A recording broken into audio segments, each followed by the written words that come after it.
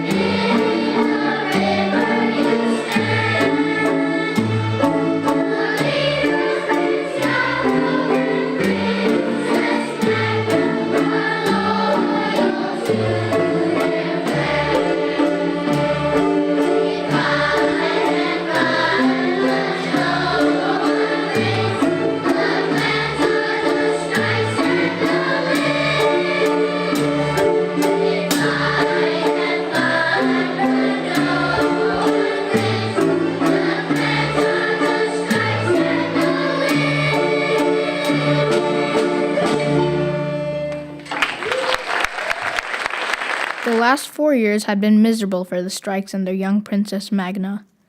Not only had they lost the flower to the Lyn clan, but also their beloved King Denzel had been killed in a clash with the arrogant Prince Yarrow of the Lyns.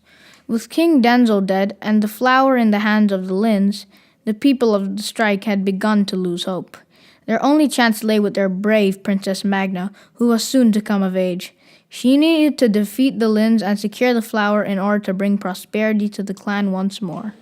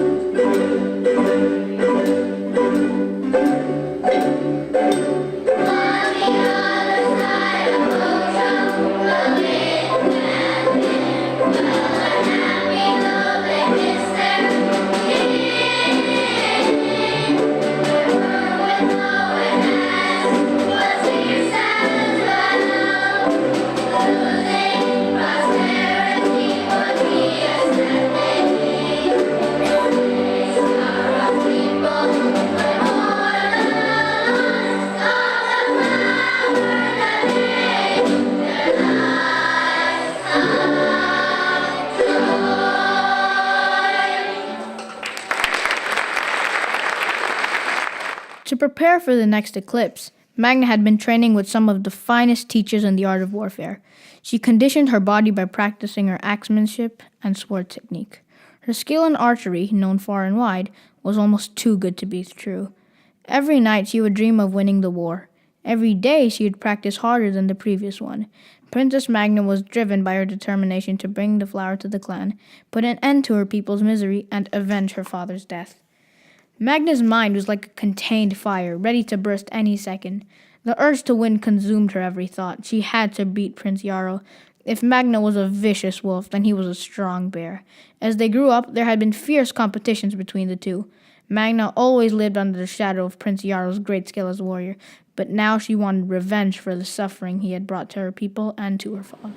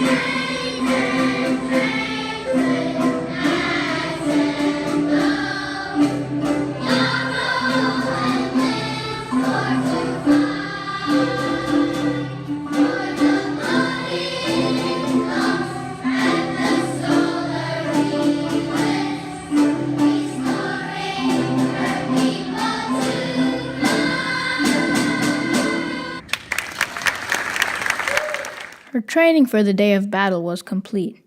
Magna collapsed on the ground, drenched in sweat and tears. She had blisters all over her hands from wielding the axe, and angry red welts covered her arm where she fired the bow. She realized that she hated the war. Magna had a change of heart because she perceived that her father would not have died if there was no war over the bloating Blomst. If only there was a way to be just through with it all. On the other side of the river Otra, Prince Yarrow was also nursing his wounds from his last training session.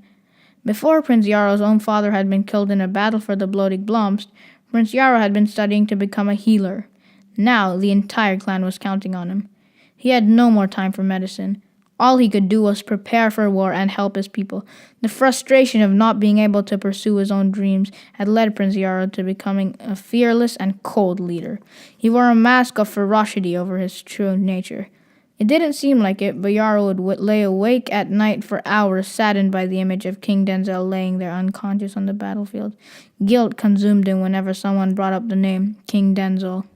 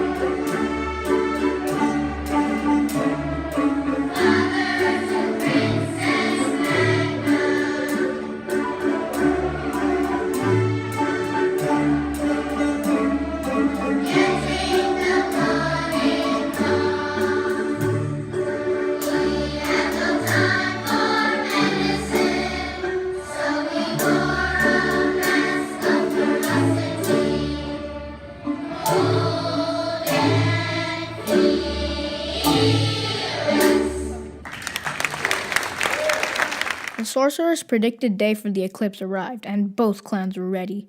It felt as if the sun was a protective parent watching over its small settlements across the river. But when the moon came to block the sun's vision, darkness and warfare would erupt. As Magna dressed for the battle, her mind raced ahead to the fighting. She knew that in one-to-one combat with Prince Yarrow, she had little chance of winning. To give her clan the best chance of victory, she would have to use strategy. The moment the flower bloomed, she and her army would meet Prince Yarrow at the riverbank, but she would have few of her best warriors hiding behind the bushes. If the strike started losing to the Lins, the small group would spring out and attack Prince Yarrow and his army from behind. Little did Magna know that Prince Yarrow had also devised a clever plan. He would have a group of his finest warriors hiding on top of trees. In the event that the Lins started losing, they would jump out and ambush the strikes. The sunlight was slowly being consumed by the moon's great shadow, and the battle was about to ensue.